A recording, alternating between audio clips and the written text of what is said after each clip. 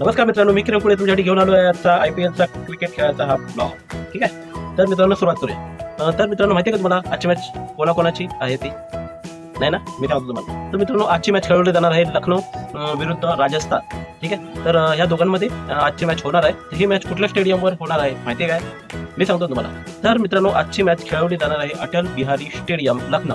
ठीक आहे, या स्टेडियमच्या पिचवर ही मॅच खेळवली जाणार आहे. तर ह्या स्टेडियमवरची पिच कशा प्रकारची खेळते, यावर किती रन बनतात, कोणते खेळाडू चांगले खेळू शकतात इथे, आणि किती स्कोर होईल अंदाजे, ठीक आहे, कोण विन होऊ शकतं, याची थोडक्यात माहिती घेऊया आपल्या ह्या आताच्या ब्लॉगमध्ये. ठीक आहे, तर कुठेच जाऊ नका, हा व्हिडिओ सोडून पूर्णपणे बघा, मध्ये स्किप करू नका. ठीक आहे, आणि जास्तीत जास्त लाईक करा, शेअर करा, सबस्क्राईब करा आवडला तर.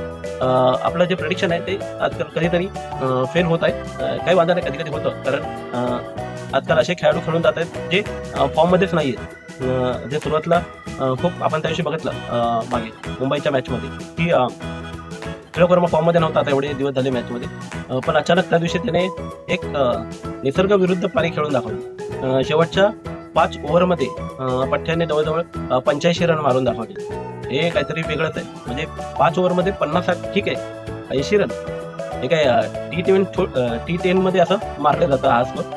तर हे आपल्याला T20 मध्ये बघायला मिळत आहे. तर हे नवलच होतं. तर त्याच्यामुळे कुठेतरी आपली प्रिडिक्शन तिथं थोडीशी कमी पडली होती विनिंगमध्ये. ठीक आहे, आणि तिलक वर्मा त्या दिवशी तसा खेळेल असं वाटलंही नव्हतं. तर एक अफलातून खेळ झाला होता आणि त्यामुळे आपली प्रेडिक्शन फेल झाली होती. काही वांधा नाही. आज आपण परत नव्याने प्रेडिक्शन करणार आहोत लखनौ विरुद्ध राजस्थान. ठीक आहे, तर मित्रांनो, तुम्हाला काय वाटतं आजच्या मॅचमध्ये कशा प्रकारची पिच असेल? लाल मातीची असेल की काळ्या मातीची असेल? नाही माहिती ना, मी सांगतो ना. तर आजच्या मॅचमध्ये मिळायला माहितीनुसार आजची जी मॅच आहे, ज्या पिचवर खेळवली जाणार आहे, ती पिच लाल मातीची असणार आहे. ठीक आहे, लाल मातीची पिच आणि काळ्या मातीची पिच मी यामध्ये जे फरक आहे ते तुम्हाला समजवत आणलो आहे. तुम्ही माझे व्हिडिओ पूर्णपणे बघत असाल तर तुम्हाला माहिती असेल की लाल मातीची पिच कशी खेळते आणि काळ्या मातीची पिच कशी खेळते. मित्रांनो, लाल मातीची जी पिच असते ती सुरुवातीला फास्ट बॉलरला खूप मदत करते. कडक पिच असते.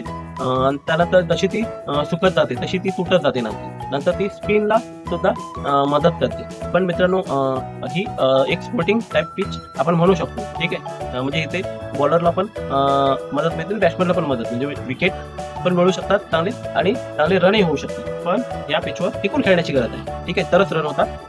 नाहीतर फटाफट मारण्याच्या घाईमध्ये विकेट लवकर जाऊ शकतात आणि स्कोर कमी होऊ शकतो. ठीक आहे, तर ही सावधगिरी बॅट्समनला आणि संघाला बाळगावी लागणार आहे. जर काळ्या मातीची पिच असती तर इथे पाटा पिच म्हणतात ना, त्या टाईपमध्ये ती पिच खेळली असते. पाटा टाईप पिचवर कसे बॅट्समन खेळतात ते सांगायला नको. पाटा pitch totally batting friendly pitch असते. इथे जवळजवळ 200 अबव स्कोर होत असतो. 200-250 याच्यामधला स्कोर आपल्याला बघायला मिळतो. पण इथे आपल्याला तसा स्कोर म्हणजे मिळू शकतो, पण एवढा स्कोर नाही. जास्तीत जास्त 220 पर्यंत. ठीक आहे, म्हणजे जर राजस्थान पहिली खेळली, राजस्थानची बॅटिंग युनिट खूप मजबूत आहे या IPL मध्ये. ठीक आहे, तर बघावं लागेल की त्यांचे ओपनर कसे खेळतात. जर त्यांची पहिली बॅटिंग आली आणि त्यांचे ओपनर क्लिक झाले ह्या मॅचमध्ये तर नक्कीच धुरा पाडतील आणि 220च्या आजूबाजूचा स्कोर आपल्याला बघायला मिळेल. ओके, आणि जर लखनौची बॅटिंग असेल तर मित्रांनो काही सांगता येते, कारण लखनौची जी ओपनिंग आहे ती काय एवढी सध्या खास बघायला मिळत नाही. कधी खेळतात आहेत, कधी नाही खेळत आहेत व्यवस्थित. त्यांचं पण ओपनिंग व्यवस्थित कन्सिस्टंट नाही असं आपल्याला बघायला मिळालेलं आहे.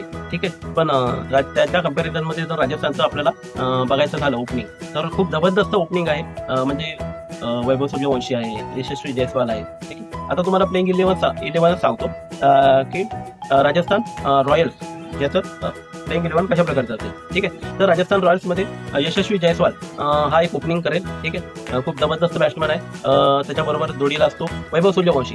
ही जोडी लय जबरदस्त मिळाली आहे राजस्थान रॉयल्सला या IPL मध्ये. तर ही जोडी चांगलाच परफॉर्मन्स केलेला आहे आतापर्यंतच्या मॅचमध्ये. तर आजची ही मॅच कशा प्रकारची खेळेल, कारण लास्टच्या 2 मॅच राजस्थान थोड्या गोष्टींसाठी हरलेली आपल्याला दिसून येते. ठीक आहे, त्यांनी सुरुवात खूप चांगली केली होती शेवटच्या मॅचमध्ये, पण जे मधल्या फळीतले बॅट्समॅन आहेत त्यांनी पूर्ण पाणउतारा करून टाकला. मॅचचा जो एकदम स्कोर होणार होता तो काय बरोबर होऊ दिला नाही. ते पटापट आउट होत गेले. म्हणजे तू चल मी तुझ्या मागे येतो अशा प्रकारची त्यांची खेळण्याची ही होती. कोणीही टिकू शकलं नाही, त्यामुळे स्कोर कमी झाला आणि त्यामुळे समोरच्या टीमला ते करणं इझी झालं आणि त्याच्यामुळे त्यांची हार झालेली आपल्याला गेल्या 2 मॅचमध्ये दिसून आली. पण हे दोन पट्टे खूप चांगले खेळतात. ध्रुव जुरेलला कन्सिस्टंट राहणं खूप गरजेचं आहे. एका मॅचमध्ये खेळेल, एका मॅचमध्ये खेळणार नाही असं चालणार नाही, कारण त्यांची ओपनर खूप चांगले साथ देत आहेत. नंतर ध्रुव जुरेल आणि रियान पराग त्याचबरोबर सिमरन हेटमायर या तिघांनाही त्यांची साथ देणं खूप गरजेचं आहे. खूप जबरदस्त टीम आहे मित्रांनो. पण हे त्याच्यानंतर जे येणारे आहेत ध्रुव जुरेल, रियान पराग आणि हेटमायर यांनाही त्यांची साथ तेवढीच देणं गरजेचं आहे, तर मोठा स्कोर कन्सिस्टंटली बनवू शकतो. कारण हे ओपनिंगच सगळीत येत आहे. तर हे 5 बॅट्समन असतील, यशस्वी जायस्वाल, वैभव सूर्यवंशी, ध्रुव जुरेल, रियान पराग, सिमरन हेटमायर. ठीक आहे, हे 5 बॅट्समन असतील. तर त्याच्यानंतर येणारे आहेत ते डोनोवन पेरेरा. ठीक, हे बॉलिंग पण टाकतो आणि बॅटिंग पण करतो. त्यानंतर रवींद्र जडेजा बॅटिंगही करतो, बॉलिंगही करतो, स्पिन बॉलिंग करतो.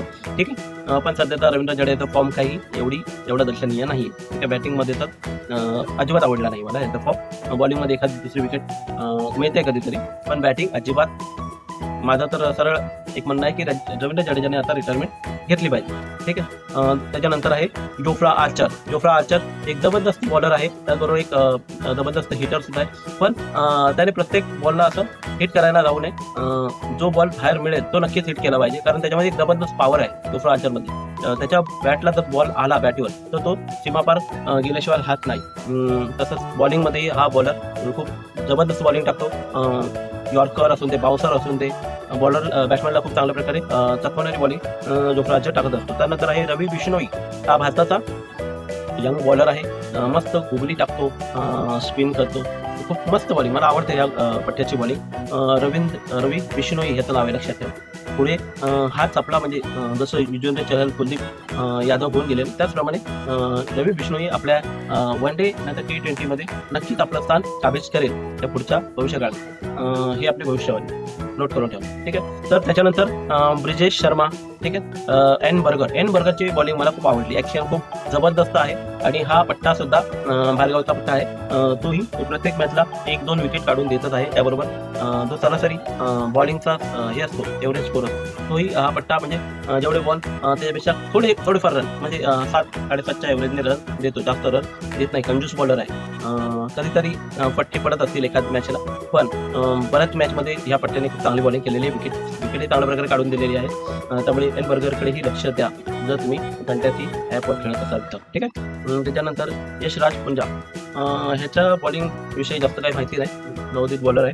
ठीक आहे, तर बघा आहे कशा प्रकारे खेळ. राजस्थान रॉयलची प्लेइंग 11 आहे ते मी तुम्हाला सांगत. तर लखनौची प्लेइंग 11 काय असेल त्यात आपण बघूया. ठीक, तर मित्रांनो, लखनौची प्लेइंग 11 ओपनर कोण येतो आय थिंक मी सांगतो ना. लखनौच्या ओपनिंगसाठी येतो मिचेल मार्श. एक जबरदस्त बॅट्समन आहे, बॉलिंगही करतो. त्याचबरोबर एक म्हणजे चांगली ओपनिंग देण्यासाठी हा म्हणजे त्याच्याकडे बघितला जातो मिचेल मार्श. आयुष बदोनी. ठीक आहे, गेल्या 1-2 मॅचमध्ये थोडीफार चांगली ओपनिंग मिचेल मार्श आणि आयुष बदोनीने दिलेली आहे असं दिसून येतं. मार्करम येत होता ओपनिंगला मिचेल मार्श बरोबर, पण त्यांची जी जोडी आहे ती फ्लॉप ठरली होती. काहीशी रन बनत नव्हते, लवकर आउट होऊन पॅव्हिलियनमध्ये परतत होते. पण आयुष बदोनीला ओपनिंगला टाकल्यापासून थोडासा ओपनिंगमध्ये बदल दिसत आहे आणि ओपनिंग थोडीशी चांगली होत आहे. तर तशीच ओपनिंग लखनौला आजच्या मॅचमध्येही मिळाली पाहिजे अशी लखनौ टीमची नक्कीच आशा असेल. तर मिचेल मार्श एक जबरदस्त बॅट्समन आहे ओपनिंगसाठी. त्याचबरोबर आयुष बदोनी आहे. ठीक आहे, त्याच्यानंतर येतो ऋषभ पंतचा फॉर्म खूप डावाडोल आहे.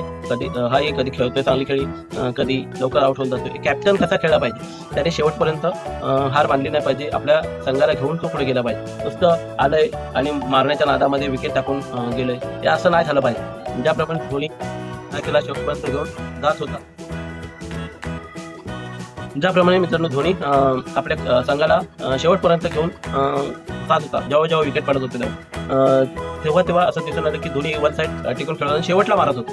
ठीक आहे, कारण ते जेव्हा तुफान असतं सागरामध्ये तेव्हा सागरामध्ये मच्छी पकडायला जायचं नसतं.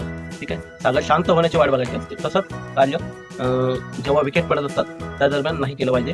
त्या दरम्यान थोडंसं सावधगिरीने खेळ केला पाहिजे. त्याच्यानंतर पिचवर टिकल्यानंतर तुम्ही पाहिजे तसं मारा, तुम्हाला भरपूर रन येते. ठीक आहे, तसं कार्य ऋषभ पंतने केलं पाहिजे. बघूया काय करतो आजच्या मॅचमध्ये. त्याचबरोबर निकोलस पुरनलाही तेच सांगणं असेल की तुम्ही खूप जबरदस्त बॅट्समन आहात, पण तुमची जी बॅटिंगमध्ये कन्सिस्टन्सी आहे वर्ल्ड कपमधून ती आल्यापासून वर्ल्ड कप खेळून आल्यापासून ती काहीशी गायब झालेली दिसून आलेली आहे आम्हाला. तुमचा नॅचरल खेळ आम्हाला ह्या IPL मध्ये बघायला मिळत नाही. तर नक्कीच तुम्ही तुमच्या खेळावर काम करा आणि आम्हाला खूप चांगला खेळ करून दाखवा अशी निकोलस पुरनकडनं अपेक्षा असेल. ठीक आहे. त्याच्याबरोबर ॲडम मार्क्रम ह्याला सुद्धा सेम सांगणं असेल की त्याचा सुद्धा फॉर्म जो ह्या IPL मध्ये आपल्याला दिसत नाहीये. तर तुम्ही लवकरात लवकर IPL जो अर्ध संपत आलाय तर तुमचा फॉर्म येणं गरजेचं आहे, नाहीतर तुम्हाला बसवलं जाईल. ठीक आहे. तर तुमचा खेळ आम्हाला आवडतो, पण तुम्ही चांगलं खेळणं गरजेचं आहे. ठीक आहे. तर ॲडम मार्क्रमही बॉलिंग करतो, बॅटिंग हे करतो. तसंच निकोलस पुरन एक उत्तम क्षेत्ररक्षक आहे आणि त्याबरोबर विकेट किपिंग करतो आणि बॅटिंगही करतो.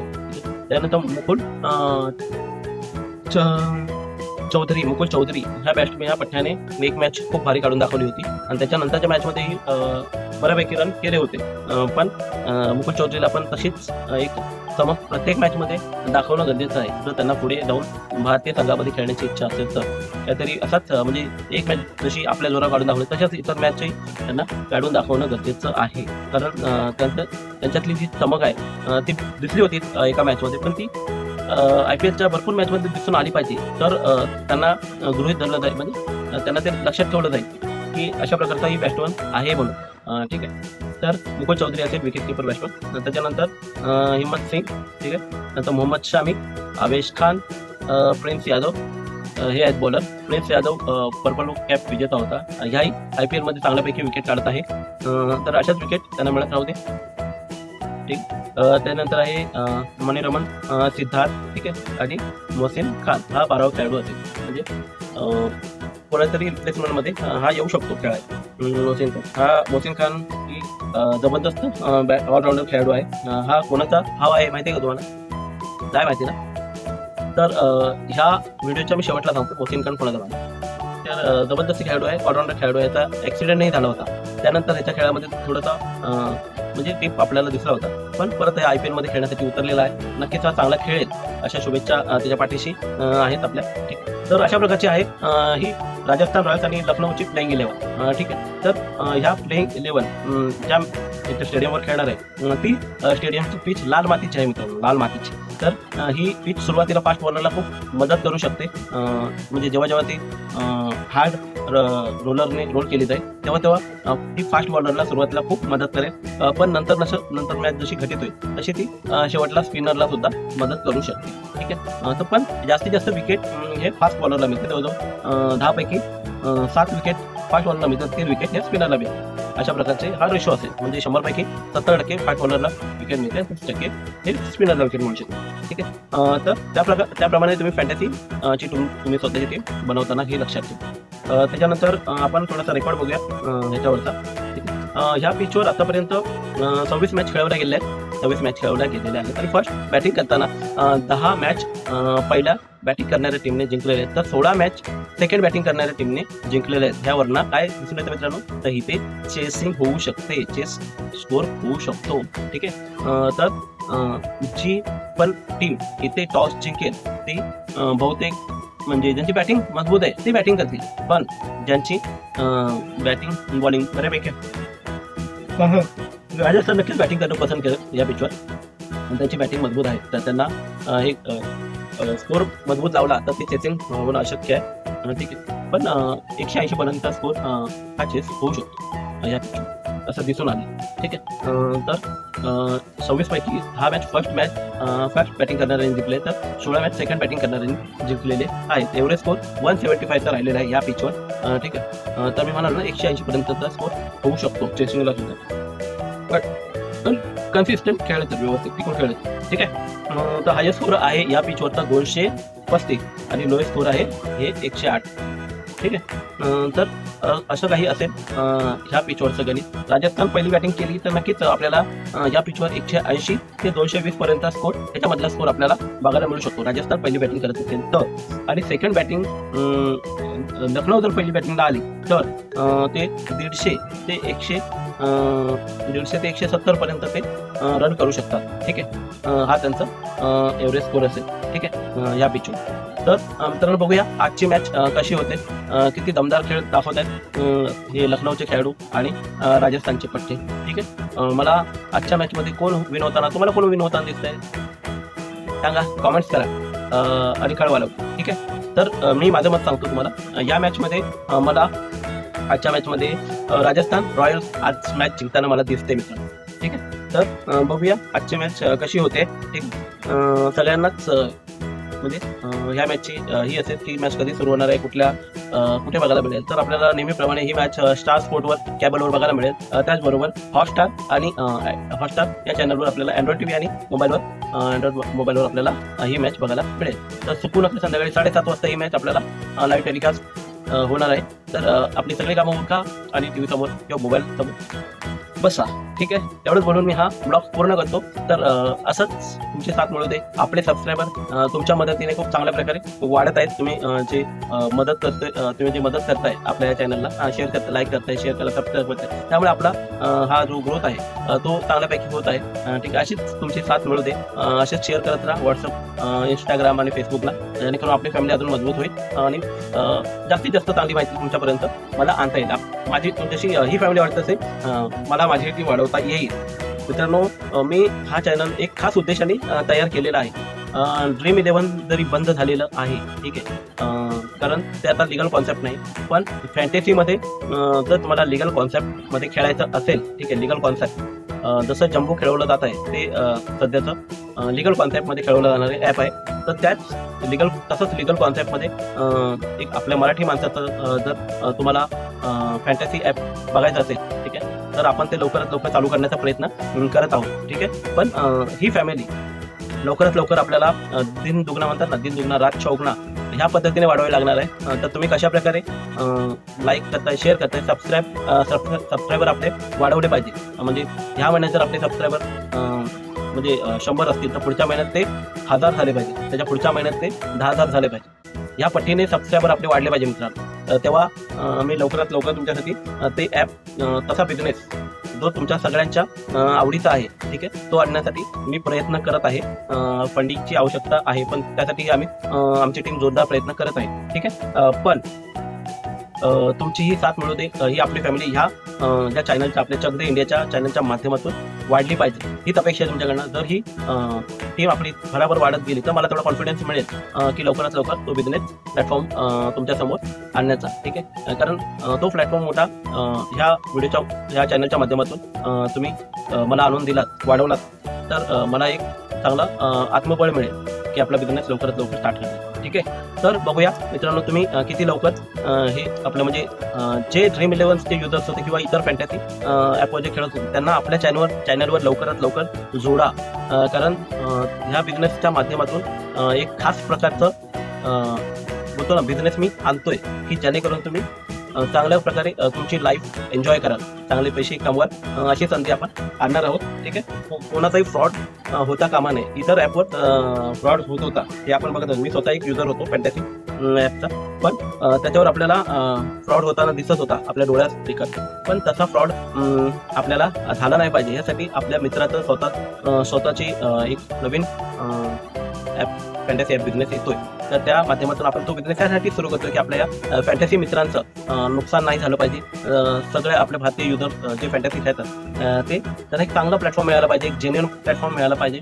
ठीक आहे आणि तुम्ही जास्तीत जास्त पैसे जे क्रिकेटचे लवर्स आहेत ते कमवले पाहिजे त्यांनी. ठीक आहे हेच इच्छा बाळगतो आणि हा ब्लॉग आता समाप्त करतो. जय हिंद, जय महाराष्ट्र.